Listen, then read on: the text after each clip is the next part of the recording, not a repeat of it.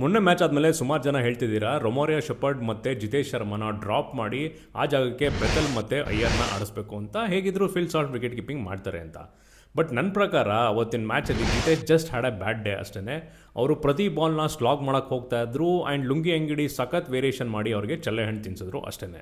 Same Jitesh Sharma ನಮಗೆ last season 2-3 matches single handedly ಗೆಲ್ಸ್ಕೊಟ್ಟಿದ್ದಾರೆ and ಈ season one of the best wicket keepers both in catching ಮತ್ತು DRS ಡಿಸಿಷನಲ್ಲಿ. So Jitesh Sharma truly deserves more chances to prove himself. ಮತ್ತು ನಾವು ರೊಮಾರಿಯೋ shepherd ವಿಷಯಕ್ಕೆ ಬಂದರೆ ನಾವು ಟೀಮ್ ಕಾಂಪೋಸಿಷನ್ ನೋಡಬೇಕಾಗುತ್ತೆ.